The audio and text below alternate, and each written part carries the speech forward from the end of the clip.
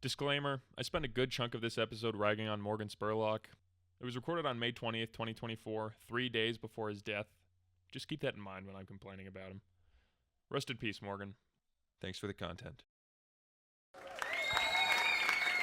Welcome everybody to episode 5 of the Harrison Brinker Show with me, Harrison Brinker. Hope you're all excited. It's been 5 weeks since we started this whole journey. You look excited, ma'am. What's your name? Nothing. Well, don't worry, madam. I'll take it from here. Did you guys see this? David Jerome Jackson, a 31-year-old shooting suspect, was recently found by police. After a long chase, they ended up discovering him tucked in a little clothes dryer. He was hiding in a clothes dryer. When asked for questions, the department said he was wearing 2 different socks when we found him, but his shirt never looked tidier.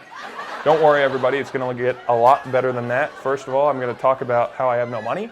Then I complain about Joe Biden being mean. Then I talk about how documentarians are not to be trusted. But we're going to wrap it up nicely with, you know him, you love him, my favorite guest, Colin Blair, everybody. So if you're excited to stick around to see what we have to talk about, make sure to watch the whole episode till the end, or skip to the end, or don't watch this at all. But if you're here, I assume that you like what I do and blah, blah, blah. I'm not going to get into that whole thing, but just know it's only going to get better from this. So stick around.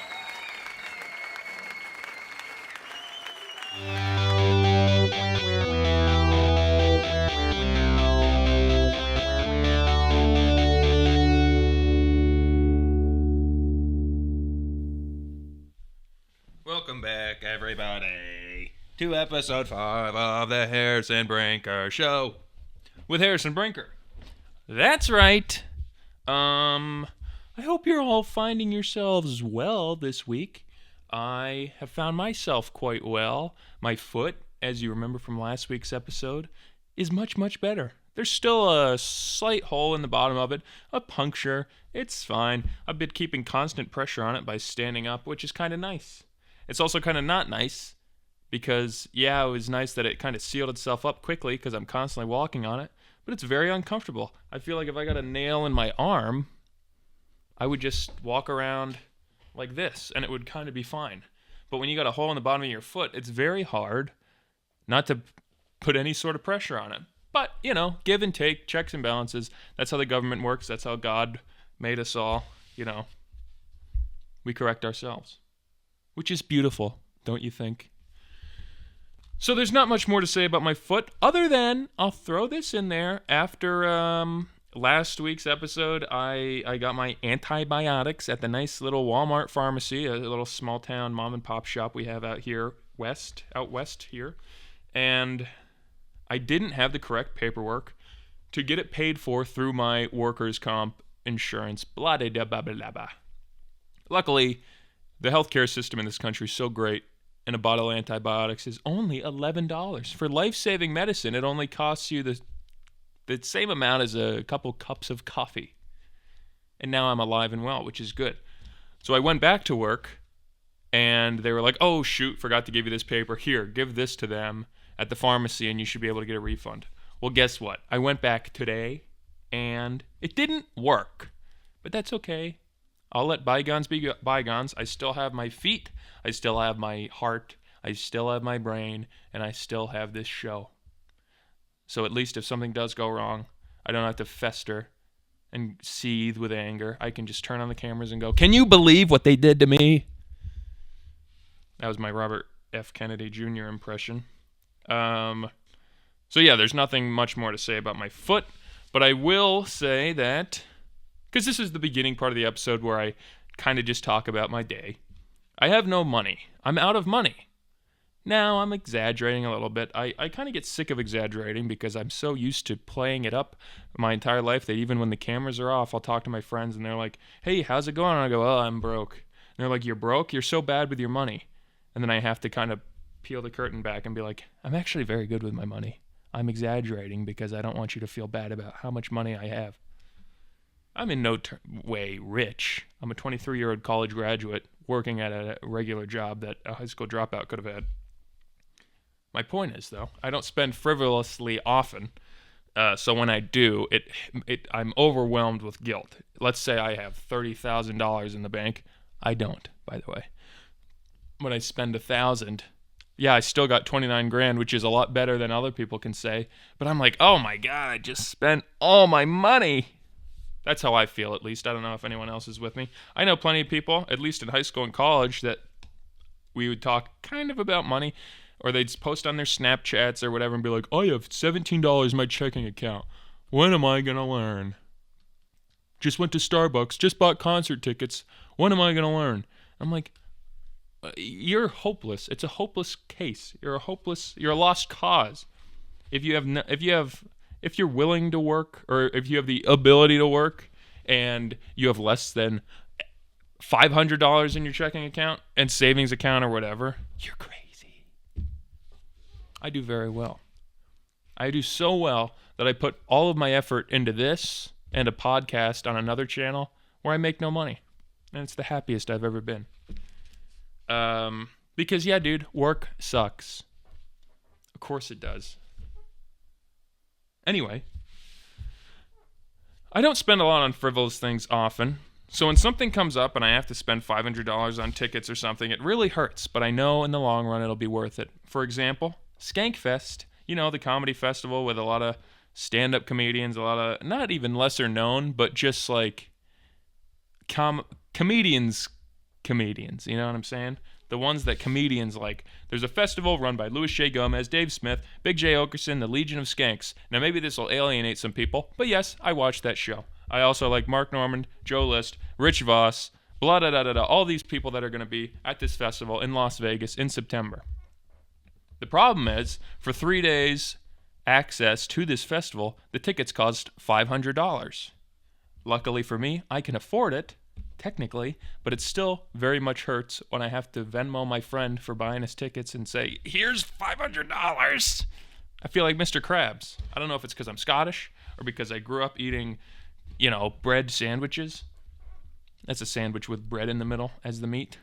I don't know what it is, but I have a very hard time spending money. So I spent $500 on tickets to a comedy festival. Okay, Harrison, that's not too bad. You didn't let me finish.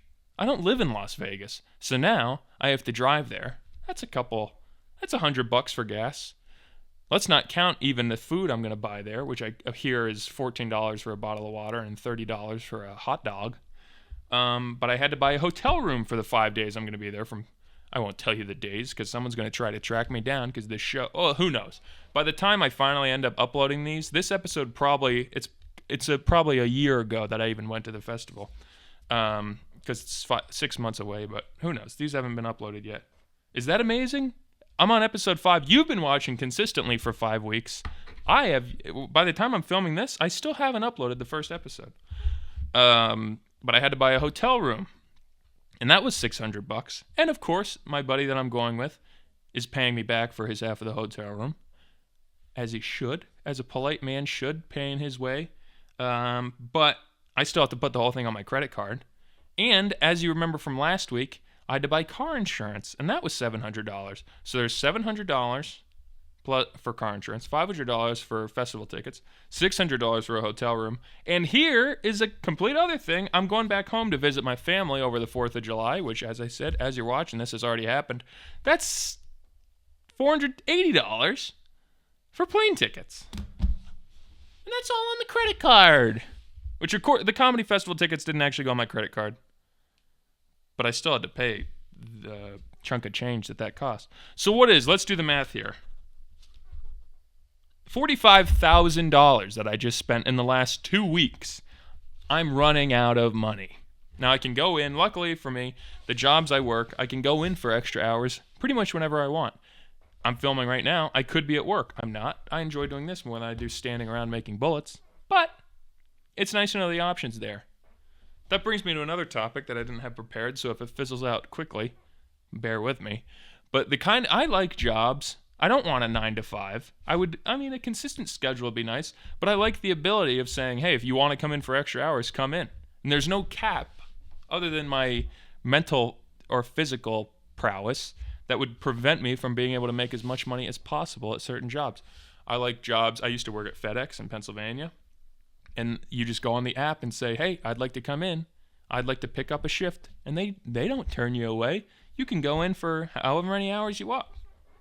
Sorry, I'm going to throw up thinking about working.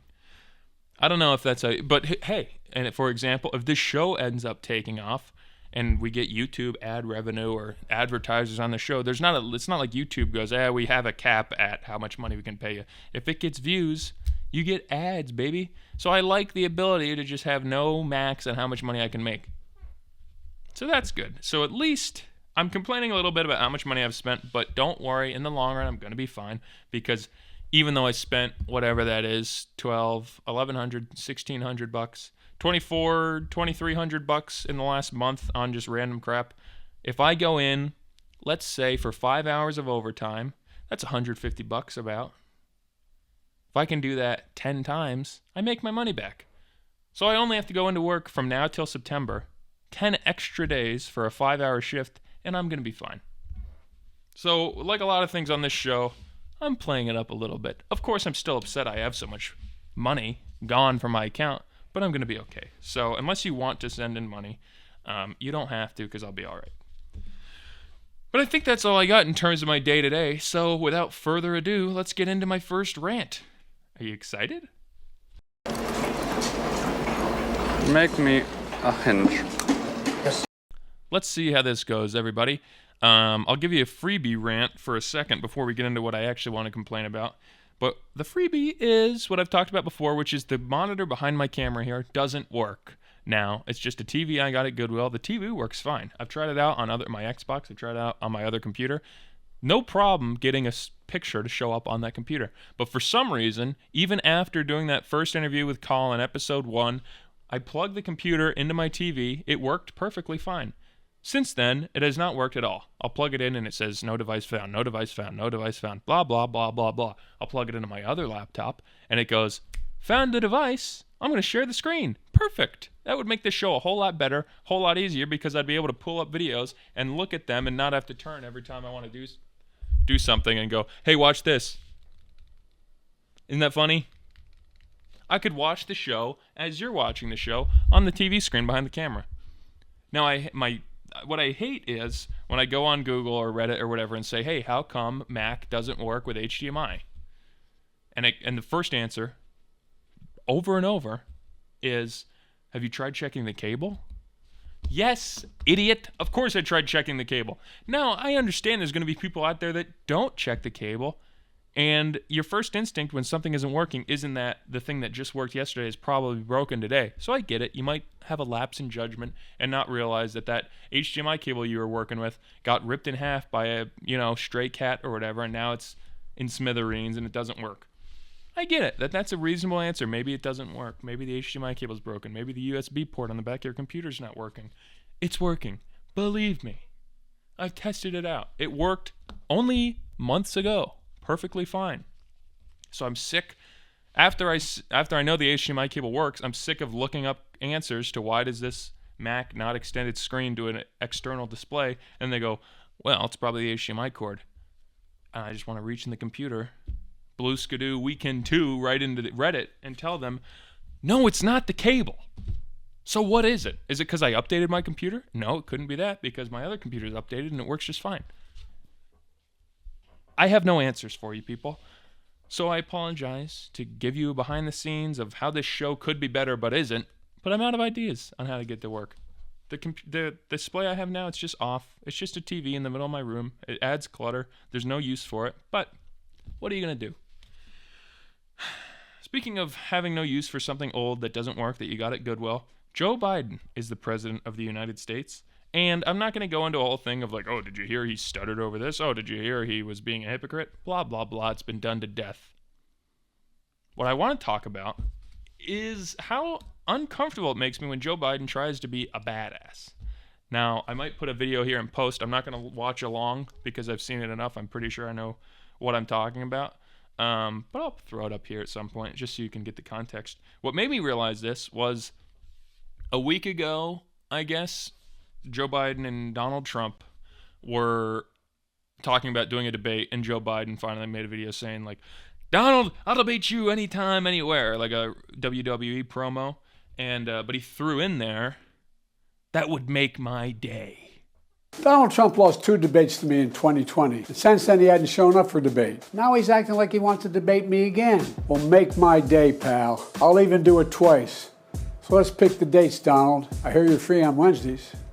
And it's just this weird, like, hey, Joe, got no problem that you're a Democrat president, but can you quit trying to be a badass? You're like 83 years old. You're very fragile. I have a feeling you poop your pants.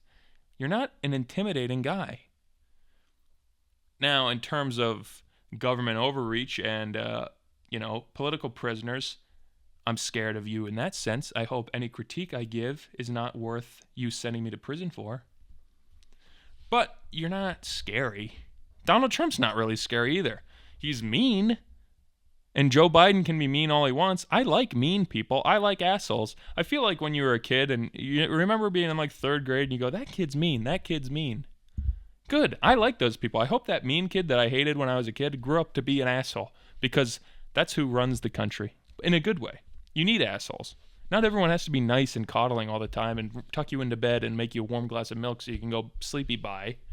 I want people to yell at you when you're being stupid. So I'm okay with Joe Biden being a badass in general. I'm okay with the president being rude. But Joe Biden just doesn't, given the other things in his personality, like he is an idiot, that doesn't work well as a badass. But yeah, that clip came up as him being like, that would make my day, Donald. And I'm just like, I don't believe you. I don't believe that it would make your day to have a debate with Donald Trump. And then there's other videos of him calling military people stupid bastards, which I guess was apparently supposed to be a joke. Blah, blah, blah. Fine, be funny. I don't mind jokes. I love jokes. Trump was funny. It's not like every time he said a joke, I went, oh, can you believe our president said a joke? The Oval Office is sacred. You can't joke around in there. Look at any other president. Bill Clinton had sex with a young woman in the Oval Office. I think it's not sacred anymore. Sorry, George W. And by that I mean Washington. George Washington. And then there's that other video of him like Joe Biden debating, going back and forth with this big fat guy at like a town hall or something, and he told him like, hey, if you want to compare, let's have a push-up contest. That's funny. Isolated, it's funny. It's just a shame that then you see thousands of hours of other videos of Joe Biden and you realize, oh, he's not going to do a push-up. He's old. He's fragile. He's feeble. He will die. So he's not intimidating.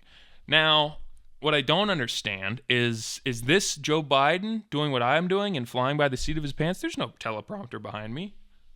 Is that what he's like? Or are these his speech writers or whatever saying like, hey, Joe, you know what would work? Hey, you know how Trump got elected because he was mean? Which I don't think is true. Let's do that. Let's be rude to people all the time. If that guy's fat, you should call him fat. And you should tell him we should have a push-up contest to figure this out. If Donald Trump wants to debate you, let that asshole know that it would make your day to debate him. Hey, if a bunch of soldiers, ex-military guys are in a room with you and they don't clap for a joke you say, call them stupid bastards. Because we don't have to respect anybody. Because you're the president. And you're already in, man. So you're fine. Do what you want. I don't know if that's his speechwriters or if that's just Joe Biden as he is. Whoever it is, it's the wrong idea. It'd be worse if someone wrote that speech for him, because then it's like, hey, guy, I understand if Joe Biden's senile and doesn't realize he's not intimidating, but still wants to be badass. That's great. But are his speechwriters who have to sit in rooms with him and hear him actually talk, throwing those in the speeches like, hey, by the way, call him a dumbass. That'd be great. That'd kind of win over the middle America. It's not going to work. I also, going back to my point about Trump being mean, I don't know if I believe that that's the reason he got elected, but it is funny to see now, since 2016, which has been 8 years now, that's what all politicians want to do, is be mean, because I think they just saw, well, Trump won, and he was mean. Correlation is not causation. If anyone should know that, it's politicians. So just going up on stage and, hey, I'm Chris Christie, and, hey, Donald, if you keep ducking out of the debates, we're going to call you Donald Duck. Well, that's funny, Chris. If you thought that was going to get you elected, how convenient that only a week later you dropped out of the Republican race. Maybe being mean is not all it takes to get the American vote. That's just a hunch. Now, I don't know really what it was that got Trump elected. Certainly being the first guy to be mean ever probably had something to do with it, but it's not just something you can then take in 2020 or 2024 and then just insult the other people on the stage, especially after 8 years or however long of people constantly complaining, Trump's an asshole, Trump's a dick. And then turning around when it's their turn to talk to someone, to debate someone, and then be like, I'm going to try that asshole dick thing out. Which is also my favorite quote from Neil Patrick Harris before he became gay. Anyway, so I don't really know if that went anywhere. My point is, I don't understand why Joe Biden tries to be mean. I don't get if it's him or his speechwriters, and I don't like the theory that just being mean is going to get you votes, because it doesn't work that way, Joe. So we'll see what happens in November. Maybe it will work. I don't know. We begin our Holy Mass in the sign of our faith, in the name of the Father, and the Son, and the Holy Spirit. Amen. May the Lord be with you. Yes. Did you know that everything you watch is a lie? Of course, excluding this show. This show, I try to be very transparent with all my opinions, and what you see is what you get. I'm the real me. But I wanted to talk about a video that I watched from YouTuber Scott Schaefer, who's a lot more popular than I will ever be. But he made a video calling out Morgan Spurlock for his documentary Super Size Me, called Super Size Me is a Scam or something. I don't know. Go check it out. But I'm basically just going to steal everything I saw on that and tell it in here because it's going to lead me to some other topics. But basically what happened, are we all familiar with the documentary Super Size Me? I had to watch it in health class in like middle school. It's the guy who eats McDonald's every day for 30 days for every meal. And at the end of it, he's very sick. He's very depressed. He has a fatty liver. He has a lot of mood swings. And you watch that pretty much because, first of all, Morgan, no one in the world has ever eaten 30 days of McDonald's back to back to back to back. No one of consequence, at least. So when everyone in America watches your documentary, we're trusting you that you're telling us the truth. And we end that documentary and go, oh my God, if I eat McDonald's once a week, but gosh, if I did it for a whole month, I would have a fatty liver and mood swings and depression? I don't mind taking him at his word. Because I like to trust people. I don't know. Honesty is very important to me, which is why I'm making this show at all, because I want to just tell you how I feel about everything. Whether it's a good take or not, that's how I feel. But what he didn't tell you, what he didn't disclose you while he was filming this documentary, is that he was a raging alcoholic. So when he gets to the end of the 30 days and he goes to the doctor, and this doctor says, you have a fatty liver, that's very surprising because I've only seen that in alcoholics. But I guess maybe if you eat enough a fatty diet, that could happen. Anything can happen, is pretty much what the doctor said. And then Morgan just goes, interesting. And the audience just goes, wow, that's terrible. But they left out the part, no, the reason you have a screwed up liver is because you're a drunk. And he came out with a thing during the Me Too movement about like he's part of the problem and blah, blah, blah, blah, blah. Not that it's supposed to be taken lightly, but he lists that he has a drinking problem and he's been drinking consistently since he was 13 and that he's never been sober for more than a week at a time, which, unless he filmed the documentary when he was 12, which he didn't, that's a joke, that implies he was drunk while he made this documentary, which ended up, I'm sure, costing McDonald's a lot of money. And look, I'm not here to fight for a multi-billion-dollar company and go, hey, it's a shame that something could come out and cost them a lot of money. I don't mind if someone makes an expose on McDonald's saying, hey, did you know that it's actually required to shit in the fryer? Now, if someone made a documentary on that and how McDonald's health practices are not up to standard, up to code, and they're taking shits and deep frying them and selling you them as chicken nuggets, please, for the love of God, for the sake of me who loves chicken nuggets, let the American people know that.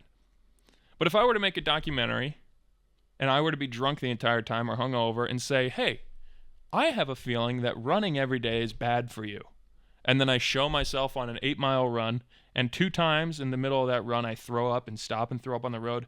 It would be deceitful. It would be wrong of me to say, well, my conclusion is running 8 miles is actually bad for you because it makes you throw up. And you, as the audience, would trust me because I'm pretending that this is a documentary so you can give me your trust. But I'm leaving out the part, oh, well, I was drunk when I ran. And I was hungover most of the time I ran. And I was drinking only milk right before my runs. So that's why I threw up. If I'd left that part out of the documentary, what would I cost Nike in running shoes? That's the problem. So just so you know, when someone, and I went to film school, I've had to sit and watch documentaries, and after a while, you kind of just catch on, like, This is not true. This is just what you want me to... You already have your conclusion when you're making a documentary. Like I said, let's just say it's about runs. My conclusion, I want to make a documentary about running. I have a feeling it's bad for you. So then I get drunk every night before I film so that I can throw up when I'm running. That way I don't have to change my original expected conclusion. That's what filmmakers do. How often do you see a documentarian with a hunch then sit down and completely have to change his original idea and still release the documentary? Now, I'm sure it's happened. In fact, an example of that is The Jinx on HBO. It's one of the best documentaries I've ever seen. Season 2 is out now, I think. It's probably been out for a while. I haven't watched it yet. I don't know what it's about. But The Jinx is about this millionaire, Robert Durst, who had like a bunch of random people around him die mysteriously. And he's always gotten away with it, and there's always just been kind of like a hunch. I should have the director written down, and I don't. But the director's like, hey, we should make a documentary. Hang on. Let me start over. So Robert Durst kills all these people, but gets away with it. So this director, makes a movie based on that. I think Ryan Gosling was in it, blah, blah, blah. And the movie does well. And then Robert Durst reaches out to the director and says, hey, this is about me. Do you want to interview me? And the director's like, holy crap, yeah, I want to interview you. So they set it all up, like in the documentary, like set it up like, hey, just so you know who this Robert Durst guy is, here's all the evidence we have that we're pretty sure he murdered like 3 people. And that he just murdered someone else, and we think he got away with it. So then they sit down in the last episode. With an interview with him, and he doesn't realize that his microphone is still on when the cameras stop filming. And he gets up with a hot mic and goes in the bathroom after he's confronted with all this evidence of like, hey, we're pretty sure you killed these people because ransom letters or stuff comes in and it's the similar handwriting to your own handwriting and they misspell the same words that you misspelled, the murderer does. We have a feeling it's you. So he gets up, starts burping and shitting his pants, and then goes in the bathroom with the microphone still on and goes, you idiot, what'd you do? That's right, you killed them all. And he admits to it on this microphone. And then that leads police to go, maybe we should check out this Robert Durst guy again. And then he was subsequently arrested for the murders after the documentary was released. So there's certainly examples of honesty, of not just jumping to conclusions. It'd be a lot different if Robert Durst was innocent and they framed an entire documentary about how to get him convicted of murder. And even after he's like, no, I got an alibi. No, that's not my handwriting. No, I don't misspell those. Sorry, I'm crying. No, I don't misspell those words. It'd be a lot different if they ended that with the conclusion of, let's cut the crap here, Robert. You killed the guy. And he's like, no, I didn't. But that didn't happen. They said that to him, and Robert goes, yeah, I did. So that's a good example of a documentary. It's nothing like... that's what they should show you in high school. Hey, don't trust everybody. Robert Durst is a millionaire. He's also a murderer. They shouldn't show you Morgan Spurlock going out on a freaking binge. What's that called? A weekend bender of drinking, and then eating a Big Mac and going, oh, I threw up because the Big Mac. It's like, no, it's the gallon of Maker's Mark you chugged before you ate that, you moron. You Morgan Spurlock. Conversely, Chuck Taylor, there's a podcast called Serial about Adnan Syed and a woman who died. I forget her name. Something Asian. This girl from Baltimore was found dead in the woods in the 90s, in 1999. Her ex-boyfriend, Adnan Syed, was like the prime suspect. He had no alibi and yada, yada, yada. I'm giving you the gist here because even though I'm going on a whole rant of how you should trust everybody, also do your own research. This is just pretty much what I remember from the case. But if you're interested, don't take it from me. Go Google what actually happened. But this guy had no alibi, and it was all signs pointed to this guy being the murderer. And he was convicted in 2000 of this murder. But in like 2014, this podcast comes out, Serial, about true crime and wrongfully convicted people. And they have this whole thing on this case, this guy, Adnan Syed. And basically, by the end of it, they put up enough reasonable doubt that got this guy back out of jail or prison in 2022, I think. But if you really break down all the evidence towards him, I don't think it's fair to at least blame the jury or the judge to say you had you had plenty of reasonable doubt. It's only 20 years later where you can come up with all this extra stuff and retroactively get this guy released from prison, even though all signs point to he's actually a murderer. He did plenty of appeals, and he was turned down. The Supreme Court said even, like, no, we're not taking this seriously because you definitely killed your ex-girlfriend. But a podcast comes out in the mid-2010s, and that's enough to get this guy released, because if you already have your conclusion, which is this guy's innocent, you're going to ignore all the evidence that says he's not innocent, that was already looked at by police and the jury and the judge that said, no, he's going to prison because he's definitely a murderer.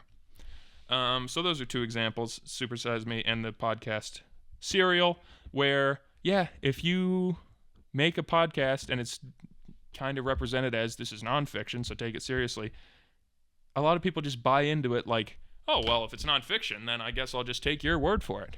Even though you should know that there's a lot more going on behind the scenes than just eating a Big Mac and how it makes you throw up. But check out the Jinx, because he does it right. And there's probably plenty of other examples, like I said, of documentarians being real, being honest, and acknowledging when they're wrong. But Super Size Me and Serial are not that. And I'm okay with a drunk guy making McDonald's lose a lot of money, but if it's going to get to the point like Serial where there's probably a guy that was rightfully convicted of murdering a young woman, can we leave that guy in jail, please? Can we please not make a podcast about how he's innocent based on nothing and still get him released? That's a little scary. Now there's murderers running around. Thank you. Hello? Hello, honey. Hey, Joseph, it's Colin.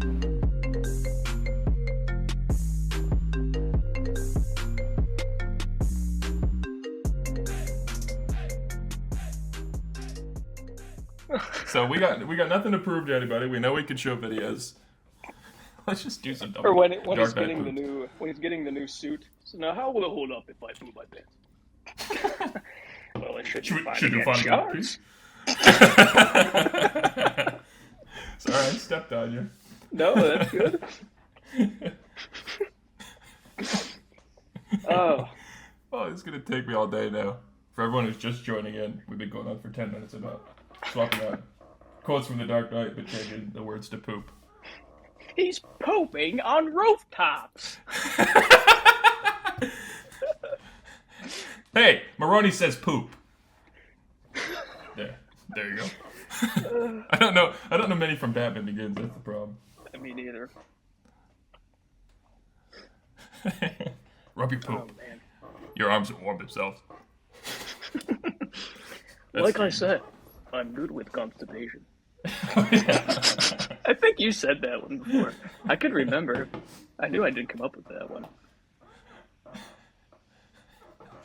Oh man, as soon as the camera turns on, this is very difficult. Can you get him to talk? I'll get him to poop. No, one time this is what I do when I'm drunk, by the way. Like when I'm drunk, I just freaking start writing these down. And one time I thought of one I thought was hilarious at the time. It's like, that, let's not blow this out of poop portion. Oh, that's good. But he's holding on. It's so dumb. But I thought that was freaking hilarious. We don't want you doing anything with your hands except holding on to your poop. Pooping on 30 million people isn't part of my job description.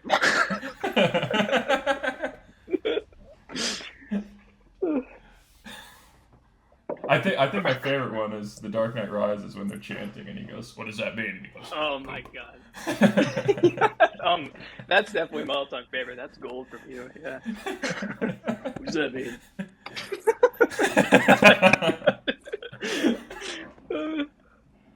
I thought it wouldn't work today. I forget what it was. God dang. This is what I do at work, by the way. I don't do work. I just think of where poop could come into play when I'm watching The Dark Knight in my head. No, that's work. Oh shoot, I hadn't recorded on OBS. All right. That's okay. Whoops. Now we're in. But if that's gold, so we'll put the crappy camera over it. Okay. I think we're actually recording now. Yeah. I know. I got to think of something. The Dark Knight Rises. Oh, I remember it. At work, I was like, I thought of that one when he's in the Batmobile with Rachel. Stay calm. You pooped your pants. What was the one you texted me the other? Or I know I just said it, but I texted you one the other day, and you said one back, and now I can't remember what I said, it was. "Why is he running, Dad?" Because he pooped his pants. Oh yeah. What was the one you texted me? Say that one I again. texted. What's the point of all those what's the point of all those push-ups if you can't pick up a bloody log out of the toilet? I need 5 minutes to poop. There's no time. I have to go poop. Oh my god. Will you be taking the bat poop, sir? Middle of the day, Alfred, not very subtle. Diarrhea then. much more subtle. Oh, good, you've got a poop room. Oh, this is the Joker coming out of the elevator. We pooped.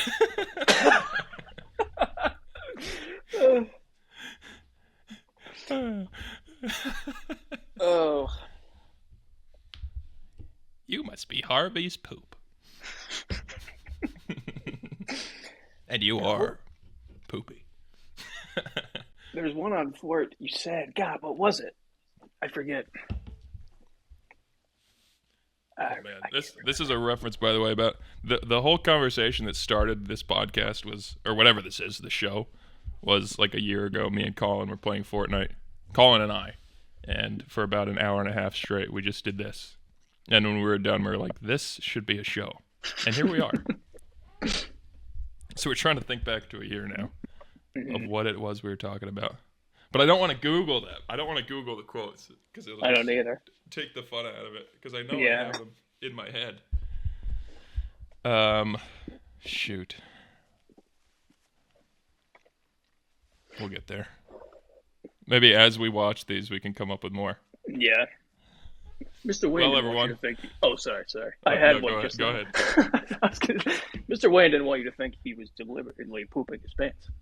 Just accidentally pooping them. All right, that one's stupid. Accidentally, very funny. Accidentally. Very good.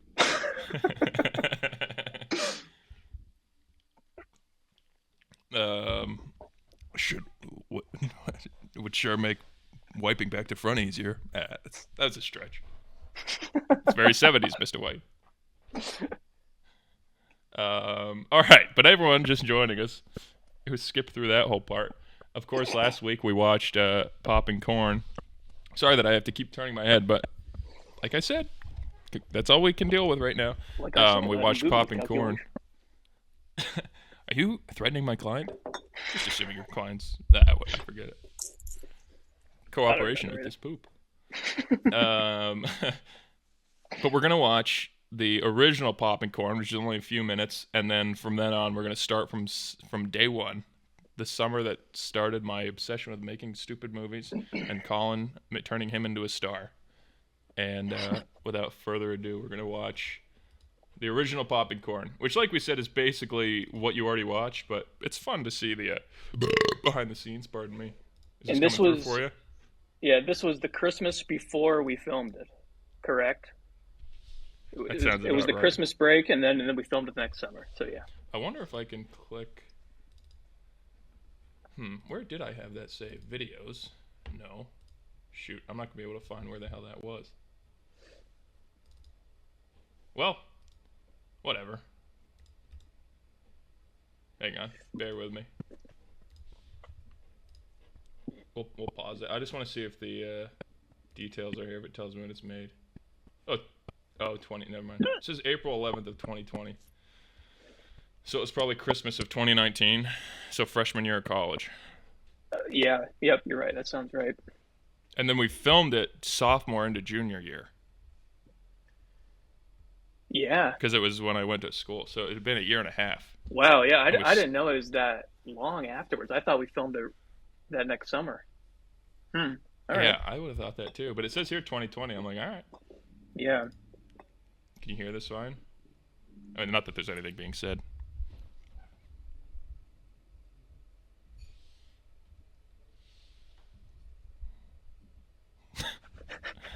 Speaking of poop, by the way. Yeah. Mr. White. Yeah, I can hear Mr. it. White? You can? Yes. Mhm. You understand what I just told you? Yes? Lung cancer. Inoperable. I'm sorry. I just need to be sure that you fully understand. I look like BJ Novak. Chemo, I live another couple of years. It's just, you got poop. Okay. This is gonna be hilarious. Right here, right here. Other side, other side. Yeah, right here. Right there. Oh, sorry. Yeah, right there, right there. I have a gray head of hair, by the way, at this point in my life. You should, yeah. Wait till he gets cancer, guys.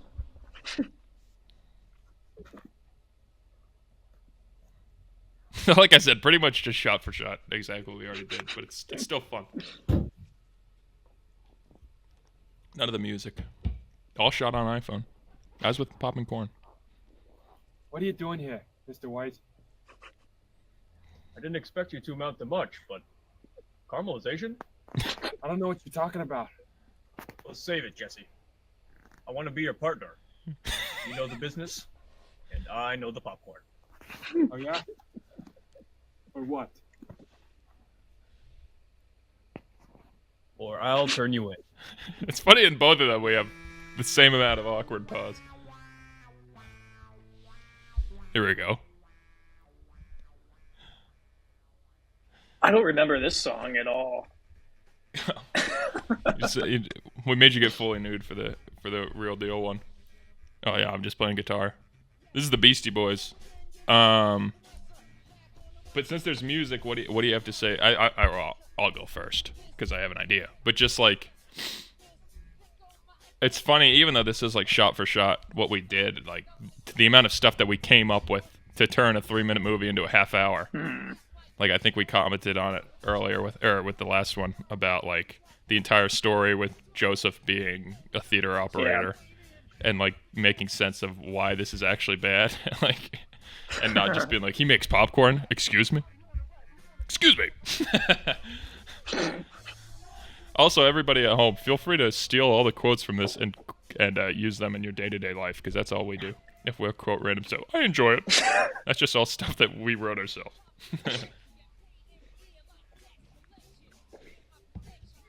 But yeah, we were just on a popcorn binge. Mr. White. This was incredible caramel I've corn. ever seen in my life. Thank you, Jesse. I'm glad it's acceptable. And we're like, yeah, sit like that. Acceptable? I am Mr. White. It's not for eating, Jesse. It's for selling.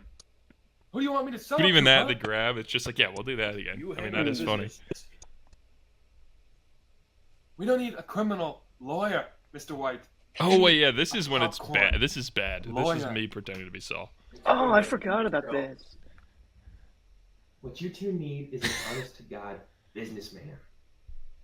You know someone like that? Let's just say I know a guy who knows a guy. We use the same angle.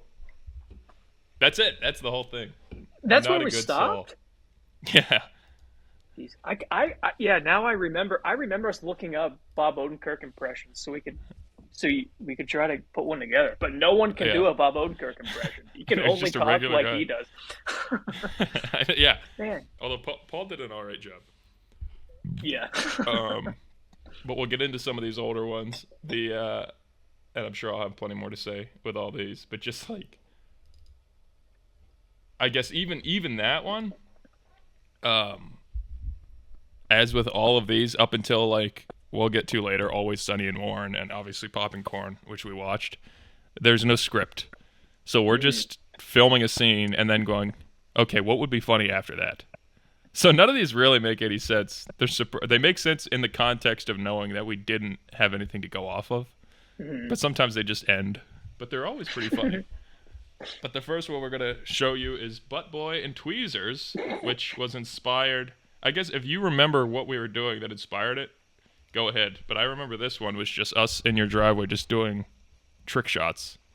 And then I think you showed me what Dude Perfect was. And then we were like, oh, we can do that. Yeah, I was just thinking like, dude, we could cut the camera to make it look like we're making these shots. Yeah, It's that easy. Yeah, everyone will be none the wiser. So here's our interpretation of Dude Perfect.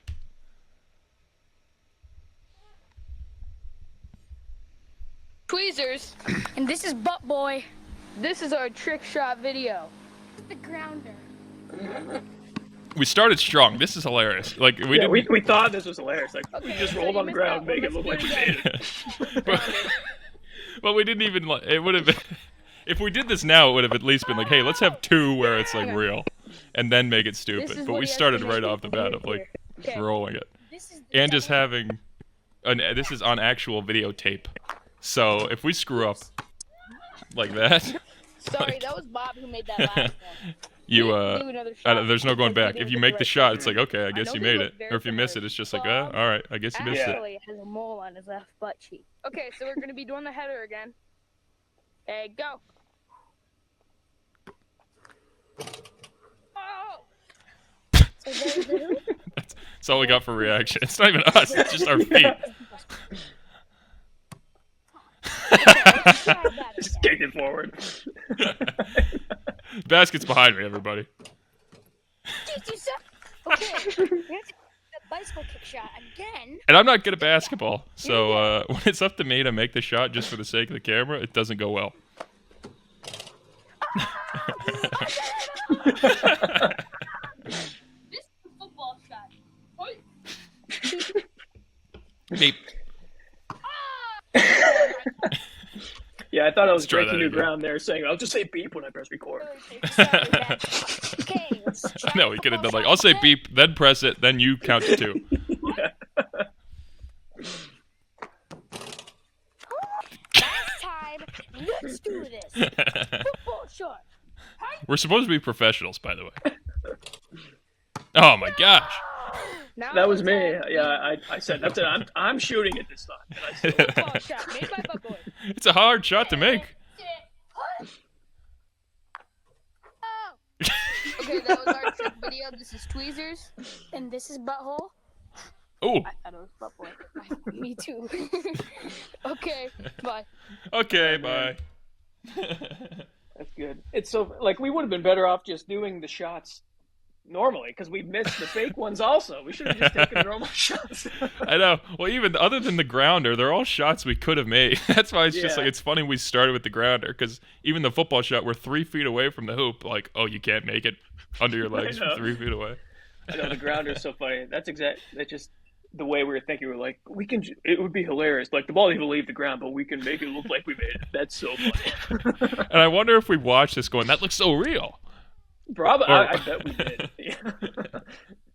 Oh man! But yeah, we didn't help ourselves by only having the like each take is only 2 seconds at a time, and the camera's just jumping around. Yeah, because we couldn't go back to tape over. We had to rewind back and then press play over top of it. But at a certain point, it just we got tired of doing that. So we're like, that's it. We'll just make something up. Oh, that was Bob's twin who shot that one. That wasn't the real one. Because we didn't want to go back and tape over. Yeah. Jeez, you suck. Well, I don't remember why we did this. I mean, this is a better idea. This is the drive-through. Everybody, this is a drive-through, but I don't remember the story behind this. But I think, at least in this tape, this is the first tape we made together. This was like the first one of, okay, here's a story. Because everything other than that, there's plenty that we're not showing you guys at home, women at home. Don't worry. But yeah, this is one that's just like, let's make it about something this time. Bear with us with the blue screen. Wait a second. Oh yeah, no, this is right. Oh, we'll get some zooms. Yeah, go down the street. Welcome to Burger Universe. What, may I take your order? But even that, like the first shot of the movie, I completely screwed up the line. I didn't catch that. Can you please speak into the microphone? Okay, I'll have the... Sir, you're holding up the line. Please speak into the microphone. Okay, I guess I'll have the...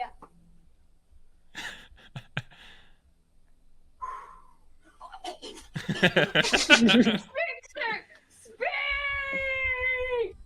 I'm just laughing on camera. Dirty. Hey, that's like a long time to steal. I mean, buy from a McDonald's. I will Shut have up. the Saturn burger, the solar fries, and the junior. The Pluto burger. And that will be all. You almost had me going at that last one. Improv. Okay. Man, I hate that guy. I beat the crap out of him. I beat the crap out of him for the first half of the movie. Then he got angry. What a dick. Oh, I forgot about the powerful sneeze there. What a great fake sneeze, by the way. Probably had a sore throat for 3 days after that.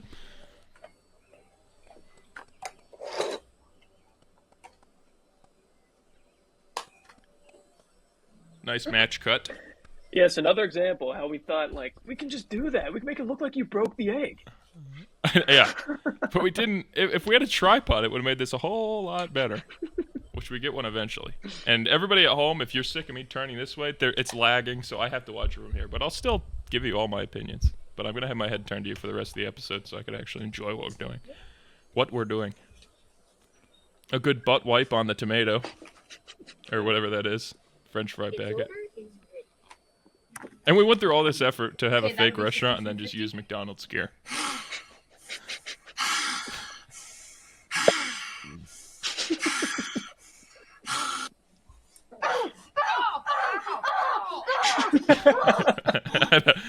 You were hitting me, so I'm just leaning into it like,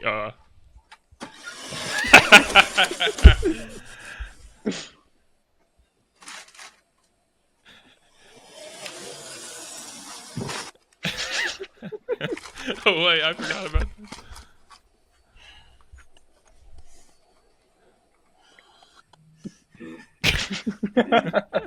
Oh no.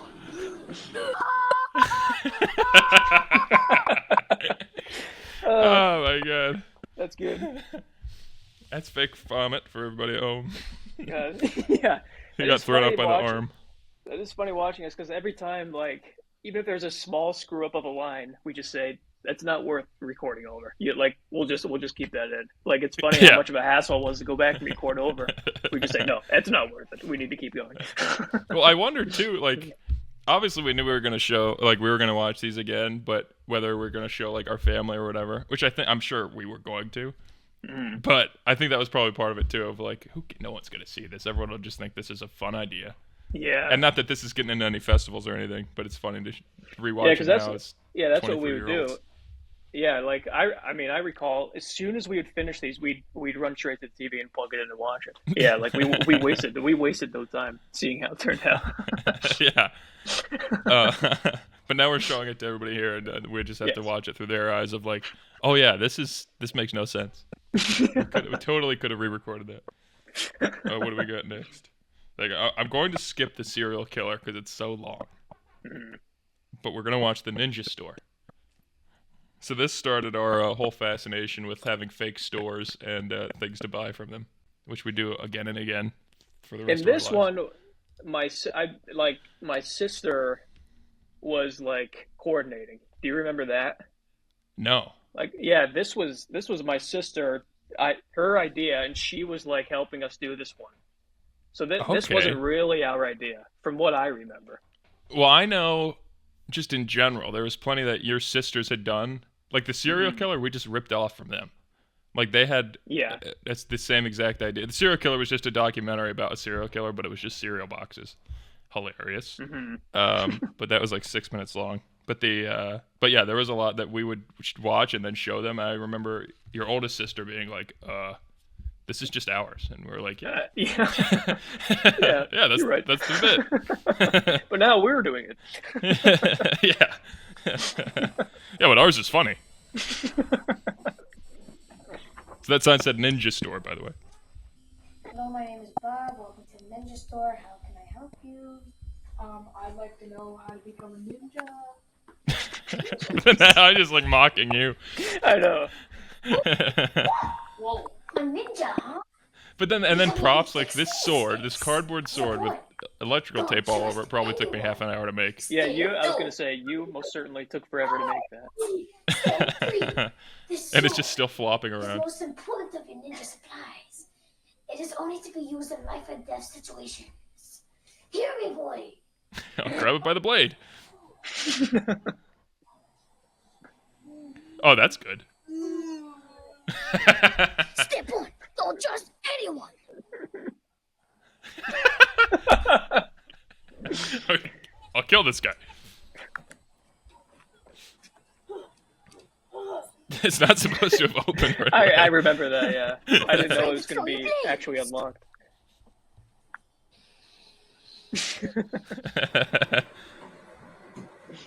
Only use a knife for that situations. But I'm hungry.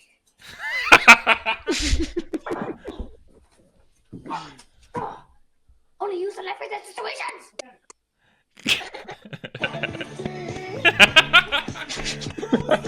I forgot about that.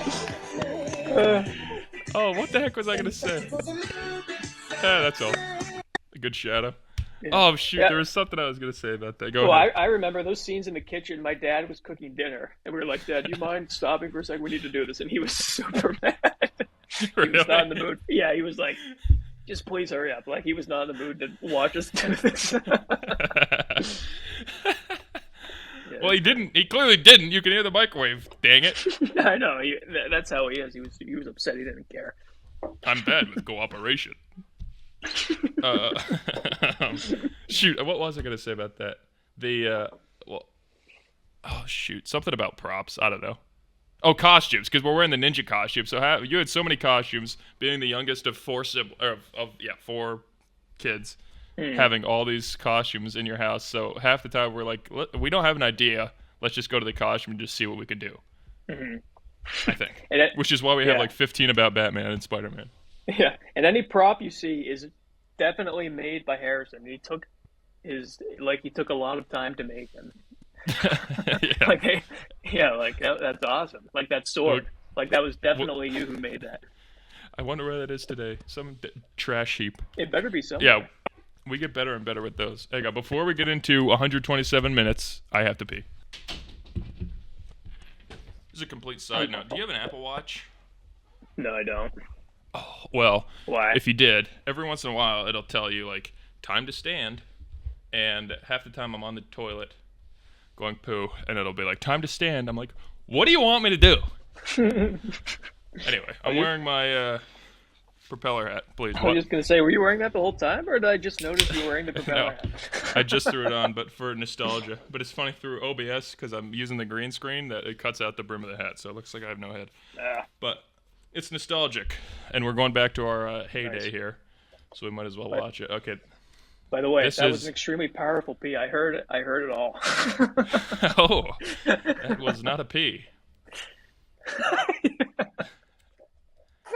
Diarrhea. All right, this is 127 minutes. You can see where we got our inspiration from. I love this. This is just one. me.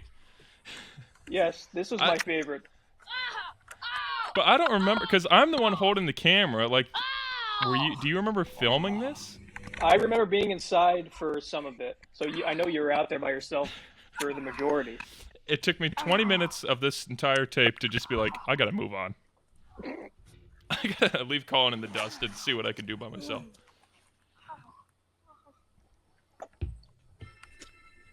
Oh, I remember you being there for this because you're like, your leg's in the way. Yeah, like your knees, your shadow is blocking. And what is this? Is this Amazing Spider-Man or this is Spider-Man? Yep, this is the Spider-Man opening. Those opening credits. Yeah. What's happened? Hey, Mom. I guess it's time I say my goodbyes.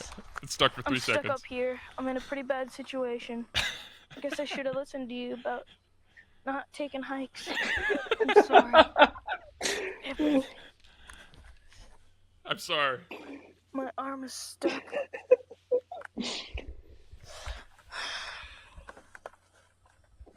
Thanks. Hi, Dad.